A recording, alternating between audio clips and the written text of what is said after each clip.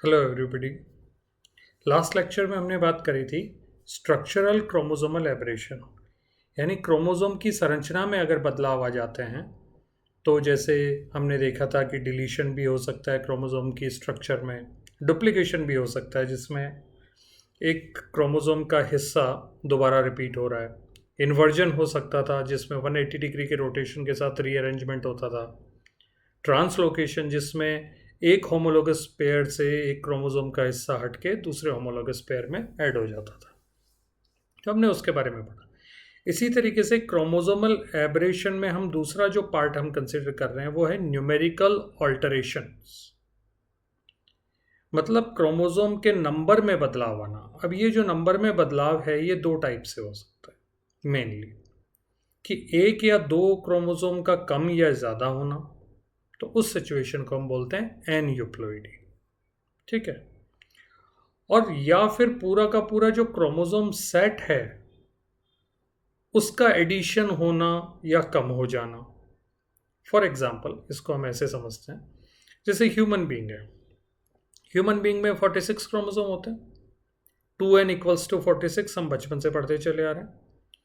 तो इसमें जो n का नंबर है यानी गैमेटिक क्रोमोसोम का जो नंबर है, हैप्लॉइड सेट ऑफ क्रोमोसोम है, वो कितना है 23। तो 23 का सेट पूरा का पूरा 46 में अगर ऐड हो जाए तो अब ये डिप्लॉइड ना होकर क्या हो गया, ट्रिप्लॉइड हो गया, क्योंकि ये सिचुएशन कैसे होगी, 3n, n का मल्टीपल में अगर चल रहा हो, n के मल्टीपल में कम या ज़्यादा होना पॉलीप्लॉइडी हम उसको, सॉरी यूप्लॉइडी हम उसको बोलते हैं, ठीक है। अगर ऐड हो गया तो पॉलीप्लॉइडी। जैसे सपोज कर लीजिए 46 क्रोमोसोम है ह्यूमन बीइंग में, उसमें एक 23 क्रोमोसोम का सेट ऐड हो गया तो उसको हम बोलेंगे ट्रिप्लॉइडी। सपोज कर लीजिए 23 के दो सेट ऐड हो गए तो टेट्राप्लॉइडी, तीन सेट ऐड हो गए तो दो तो पहले ही थे, तीन और ऐड हो गए तो टोटल 5 हो गए तो पेंटाप्लॉइडी। तो इस टाइप से सिचुएशन, इसको हम बोलते हैं पॉलीप्लॉइडी, ठीक है। तो वन बाई वन हम देखते हैं कि नलीजोमी का मतलब क्या है। Nullisomy, monosomy, trisomy, tetrasomy, all these are the category of aneuploidy, मतलब यहाँ पर एक या दो क्रोमोसोम कम या ज़्यादा होंगे। अगर कम होंगे तो हम बोल देंगे हाइपो एन यूप्लॉइडी, जिसमें कौन कौन से केस हैं, नलीजोमी और मोनोजोमी। तो हम इन सभी को वन बाई वन देखते हैं। इस डायग्राम के माध्यम से हम बहुत अच्छे से इन पूरी कहानी को समझ पाएंगे। इसमें हमने ऊपर की तरफ एक नॉर्मल इंडिविजुअल को कंसिडर किया है, जिसमें हमने माना कि 4 क्रोमोसोमल पेयर हैं, क्रोमोसोमल पेयर नंबर 1, 2, 3 एंड 4। इसका मतलब ये 2n स्पीसीज है, क्योंकि हर पेयर में दो दो क्रोमोसोम्स हैं, या हर टाइप का क्रोमोसोम दो दो बार आ रहा है। अगर वो 3 बार आता तो हम क्या बोलते हैं, ट्रिप्लोइड, ठीक है। तो अब इसमें से अगर किसी एक क्रोमोसोम पेयर का पूरा गायब हो जाए, चाहे क्रोमोसोम पेयर नंबर 4 हो, चाहे 3 हो, चाहे 2 हो, चाहे फर्स्ट हो, कोई भी हो, अगर ये पूरा गायब हो जाता है तो हम उसको बोलते हैं नलीजोमिक्स, 2n-2 सिचुएशन। और अगर पेयर में से किसी भी पेयर में से सिंगल क्रोमोसोम डिलीट होता है तो ओवरऑल सिचुएशन कितनी होगी, 2n-1, क्योंकि अब क्रोमोसोम कितने रह गए, 7 क्रोमोसोम्स रह गए। टोटल होने कितने चाहिए थे यार, 8 होने चाहिए थे। इसी तरीके से डबली मोनोसोमिक्स का मतलब होता है कि दो अलग अलग होमोलोगस पेयर्स में से एक एक क्रोमोसोम गायब हो जाए या लॉस हो जाए। जैसा कि इस केस में आप देख रहे हो, क्रोमोसोमल पेयर नंबर 3 और 4 में से एक एक क्रोमोसोम नहीं मिल पा रहे हैं, गायब हो गए हैं। तो टोटल क्रोमोसोम कितने हुए, 6। अब जरा गौर फरमाइए, नलीजोमिक्स में भी 2n-2 6, डबली मोनोसोमिक्स में भी 2n-1 6।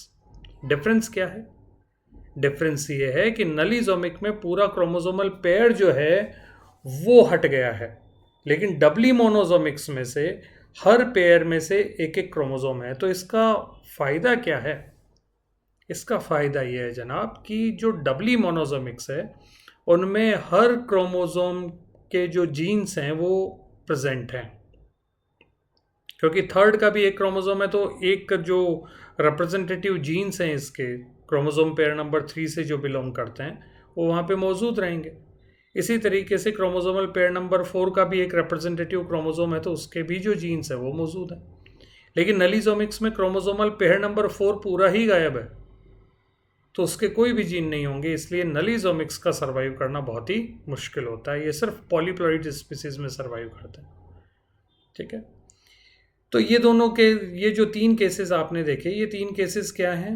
ये तीनों केसेस ये हमें ये बताते हैं कि एन यूप्लॉइडी में क्रोमोसोम का नंबर कम ही हुआ है, ज़्यादा नहीं हुआ, इसलिए हम इसको बोलते हैं हाइपो एन यूप्लॉइडी। कलेक्टिवली इन तीनों को बोल सकते हैं। अब जरा बात करते हैं हाइपर एन यूप्लॉइडी, मतलब एक्स्ट्रा क्रोमोसोम आ जाए। तो अगर एक एक्स्ट्रा क्रोमोसोम आ गया पेयर नंबर 4 में, तो हमने बोल दिया 2n + 1, क्योंकि टोटल क्रोमोसोम 9 हो गए। 2n = 8 था, एक एक्स्ट्रा आ गया, तो दिस सिचुएशन इज कॉल्ड ट्राइजोमिक्स। पूरा पेयर एक्स्ट्रा आ गया, +2 सिचुएशन टेट्राजोमिक्स। क्यों? क्योंकि एक पेयर के कितने क्रोमोसोम, आप क्रोमोसोम नंबर 4 का जो पेयर था, वहां पर पेयर में 2 एक्स्ट्रा ऐड हो गए, इसलिए हमने इसको क्या बोल दिया? टेट्राजोमिक्स। डबली टेट्राजोमिक बिल्कुल वैसे ही है जैसे डबली मोनोजोमिक था, +2 +2, 2 पेयर में 2 क्रोमोसोम एक्स्ट्रा ऐड हुए। ओके, अब इनके कैरेक्टरिस्टिक्स के बारे में बात करते हैं। नलीजोमिक्स जो है वो n-1 गैमेट बनाएगा। देखिए, पेयर नंबर 4 में से तो कोई क्रोमोसोम ही नहीं है, तो किसी भी पोल की तरफ मियोसिस में अर्धसूत्री विभाजन में वो जा ही नहीं पाएगा, कोई भी क्रोमोसोम नहीं है उसका। इसलिए जाने कितने चाहिए थे? टोटल कितने हैं? नॉर्मल स्पीसीज में टोटल 8 क्रोमोसोम है, तो 4 एक पोल की तरफ, 4 दूसरे पोल की तरफ जाने चाहिए थे। नलीजोमिक्स में कितने हैं? 6, और 3 पेयर हैं, तो 3 पेयर हैं, तो 3 एक तरफ गए, 3 एक तरफ गए। n = 4 था, तो अब इसको आप क्या बोलेंगे? 3 को क्या बोल सकते हो आप? n-1, इसलिए n-1 गैमेट्स बनते हैं। ओके, इसी तरीके से मोनोजोमिक्स में एक कम है, तो एक तरफ तो गैमेट पूरे आ जाएंगे, यानी n टाइप ऑफ गैमेट बन जाएगा, लेकिन एक तरफ गैमेट में क्रोमोसोम में से एक क्रोमोसोम कम रहेगा, इसलिए n-1 गैमेट भी बनेंगे। और n-1 गैमेट n गैमेट से ज़्यादा बनते हैं। इसी तरीके से टेट्राजोमिक्स का केस है, उसमें n+1 और n गैमेट बनेंगे, और ट्राइजोमिक्स में n+1 और n बनेंगे, और टेट्राजोमिक्स में सिंपल n+1 गैमेट बनेंगे। ओके, अब बात करते हैं कि ये एन यूप्लॉइडी का कारण क्या है, ये ओरिजिन इसका कैसे होता है। तो इसका कारण दोस्तों, इसका मतलब होता है, इसका कारण होता है नॉन डिसजंक्शन। अभी नॉन डिसजंक्शन क्या है? ये बड़ा सिंपल सा सवाल है। हम सभी जानते हैं, चाहे मियोसिस हो चाहे माइटोसिस हो, एनाफेज में क्रोमोसोम सेग्रीगेट होते हैं, एक दूसरे से अलग होते हैं और अलग अलग पोल्स की तरफ जाते हैं। इसको बोलते हैं डिसजंक्शन। अगर वो सेग्रीगेट नहीं हो पाते हैं नॉर्मली, तो हम इसको क्या बोलते हैं? Non disjunction. तो नॉन डिसजंक्शन मियोसिस फर्स्ट में भी हो सकता है, मियोसिस सेकंड में भी हो सकता है, और माइटोसिस में भी हो सकता है। हमने यहाँ पे जो डायग्राम बनाए हैं उनमें आप देख पा रहे हैं कि ए, बी और सी। जो ए है वो मियोसिस फर्स्ट में नॉन डिसजंक्शन को रिप्रेजेंट कर रहा है, जो बी है वो मियोसिस सेकंड में नॉन डिसजंक्शन को रिप्रेजेंट कर रहा है, और सी पार्ट में माइटोटिक नॉन डिसजंक्शन हो रहा है। तो इन सभी में कहीं परेशान होने की आपको ज़रूरत नहीं है, आप बहुत आसानी से इसको समझ सकते हैं। जैसे कि इस केस में आप कंसिडर कर लीजिए कि नॉन डिसजंक्शन इन मियोसिस फर्स्ट। मियोसिस फर्स्ट में क्या होता है? होमोलोगस क्रोमोसोम सेग्रीगेट होते हैं, लेकिन यहाँ पे नहीं हो पाया, और जब नहीं हो पाया तो एक तरफ दोनों क्रोमोसोम चले गए पेयर के, और फर्टिलाइजेशन के बाद में उन्होंने ट्राइजोमिक सिचुएशन बना दी, और दूसरे पोल की तरफ कोई क्रोमोसोम नहीं गया था, तो फर्टिलाइजेशन में जो काउंटरपार्ट सेक्स का जो क्रोमोसोम आया था गैमेट के थ्रू, वो सिंगल क्रोमोसोम आया, और इधर से इस स्पीसीज, ऑरेंज स्पीसीज से, यानी ऑरेंज काउंटर पार्ट से कोई भी क्रोमोसोम नहीं आने की वजह से यहाँ पर एक क्रोमोसोम कम हो गया, तो हमने इसको मोनोसोमिक्स कंसिडर कर लिया। इसी तरीके से आप मियोसिस सेकंड में भी देखिए और माइटोसिस में भी देखिए, नॉन डिसजंक्शन की वजह से मोनोजोमिक्स और ट्राइजोमिक्स कैसे बनते हैं, ये इस डायग्राम में बहुत ही क्लियरली मेंशन किया गया। अब बात करते हैं ह्यूमन बीइंग में नॉन डिसजंक्शन की वजह से क्या क्या हो जाता है, यानी एनयूप्लॉइडी की वजह से क्या क्या हो जाता है। तो आपने 11th-12th में भी पढ़ा था कि अगर ट्राइजोमी हो तो एक क्रोमोसोम एक्स्ट्रा हो जाता है। अगर वो एक्स्ट्रा क्रोमोसोम क्रोमोसोम नंबर 13 से बिलोंग करता है तो टाउ सिंड्रोम होता है। अगर वो 18 से बिलोंग करता है तो एडवर्ड सिंड्रोम होता है। और अगर वो 21 से बिलोंग करता है तो डाउन सिंड्रोम होता है। तो क्रोमोसोम टोटल कितने हो गए? 46 तो नॉर्मल होते हैं, और 21st क्रोमोसोम एक्स्ट्रा एक और है नॉर्मल से, तो हम उसको लिखते हैं 47 कॉमा प्लस 21। ये डाउन सिंड्रोम को रिप्रेजेंट करता है। तो ये जो चीज़ें Edward, tau and down syndrome के बारे में हमने बात करी थी, ये ट्राइजोमी हो रहा है, लेकिन ये ट्राइजोमी ऑटोजोम्स में हो रहा है, यानी जो सेक्स क्रोमोसोम नहीं है उन क्रोमोसोम में ये ट्राइजोमी है। अगर सेक्स क्रोमोसोम में ट्राइजोमी हो तो भी प्रॉब्लम हो जाती है, जिसको आप देख रहे हैं क्लाइनफेल्टर सिंड्रोम, ट्रिप्लो एक्स सिंड्रोम।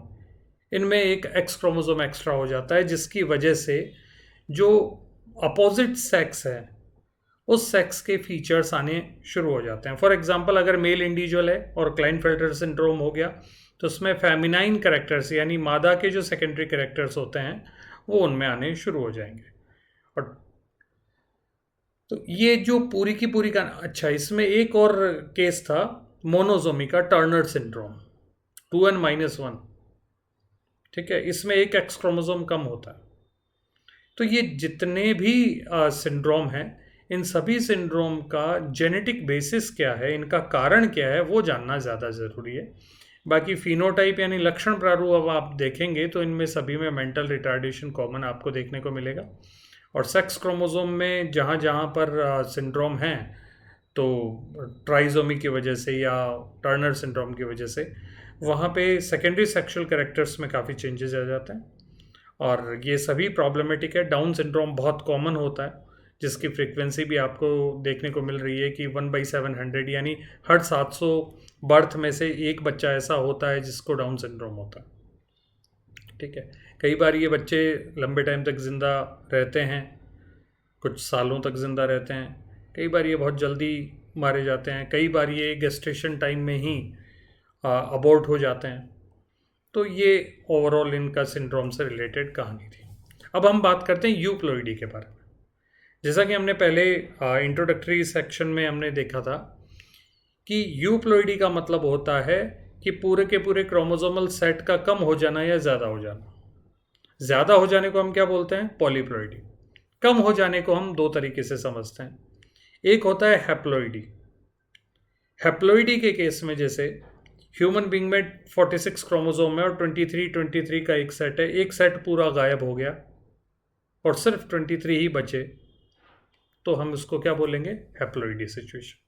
यानी गैमेटिक क्रोमोसोम नंबर जितना अगर नंबर है, किसी भी स्पीसीज के गैमिट में जितने क्रोमोसोम हैं, अगर उस स्पीसीज में उतने ही क्रोमोसोम आ जाएं तो हम उसको बोलेंगे हैप्लॉइड इंडिविजुअल है वो। इसी तरीके से एक और टर्म आती है मोनोप्लॉइडी। मोनोप्लॉइडी का मतलब कुछ हटकर है। जैसे कि आप कंसिडर करेंगे वीट। वीट में जो क्रोमोसोम हैं वो 42 क्रोमोसोम है और 6x स्पीसीज है, हेक्साप्लॉइड है ये। 6x में जो x है उसको हम मोनोप्लॉइड बोलते हैं। यानी 7 क्रोमोसोम्स ऐसे हैं जो 6 बार रिपीट हुए हैं, तो वो जो 7 नंबर है उस नंबर को क्या बोलेंगे? मोनोप्लॉइडी। ठीक है, अब हम बात करते हैं पॉलीप्लॉइडी में, जिसमें 2 से ज़्यादा अगर जीनोमिक सेट हैं, जैसे 2n से ज़्यादा 3n हो गया, 4n हो गया, 5n हो गया वगैरह, इनको हम पॉलीप्लॉइडी बोलते हैं। 2 टाइप का होता है ये दोस्तों। पहला ऑटोपॉलीप्लॉइडी, दूसरा एलोपॉलीप्लॉइडी। अगर पॉलीप्लॉइडी में एक ही इंडिविजुअल का जीनोम बार बार आया है तो हम उसको ऑटोपॉलीप्लॉइडी बोलते हैं। और एलो पॉलीप्लॉइडी में दो अलग अलग इंडिविजुअल का जीनोम उद्भव काल में आपस में हाइब्रिड हुआ, और हाइब्रिड होने के बाद में वो अगर मिक्स होके और एक स्पीसीज बना लेता है और वो जिंदा रहती है तो हम उसको बोलते हैं एलो पॉलीप्लॉइडी। ओके, इनके भी ओरिजिन के लिए जैसा हमने पहले देखा था नॉन डिसजंक्शन का ही वजह है, तो वो आप इसको वापस डायग्राम को अच्छे से समझेंगे, देखेंगे, आपको बहुत अच्छे से समझ आ जाएगा। सिग्निफिकेंस ऑफ पॉलीप्लॉइडी, पॉलीप्लॉइडी से कई सारी स्पीसीज का उद्भव हुआ है। ह्यूमन बीइंग में एनिमल्स में पॉलीप्लॉइडी बहुत कम होती है, प्लांट्स के केस में पॉलीप्लॉइडी बहुत ज़्यादा देखने को मिली है। एनिमल्स में कम क्यों होती है? क्योंकि एनिमल बिहेवियर में हाइब्रिडाइजेशन को यूजुअली अवॉइड किया जाता है। दो अलग अलग स्पीसीज में आपस में हाइब्रिड बनाने की प्रवृत्ति बड़ी कम पाई जाती है, इसलिए। लेकिन प्लांट्स के केस में ऐसा नहीं है, और ऐसा नहीं है तो हम देखते हैं कि काफ़ी सारे प्लांट्स ऐसे हैं जिनका उद्भव पॉलीप्लॉइडी की वजह से हुआ है, और ये आपके सामने वो लिस्ट है जिसमें आप बहुत आसानी से समझ सकते हैं, जिसमें पोटैटो, बनाना और पीनट और स्वीट पोटैटो ये ऑटो पॉलीप्लॉइड स्पीसीज हैं, और tobacco, wheat, cotton, sugar cane ये सारी की सारी allo polyploid species. Thank you so much, अपना ध्यान रखिए और अच्छे से पढ़ाई करिए।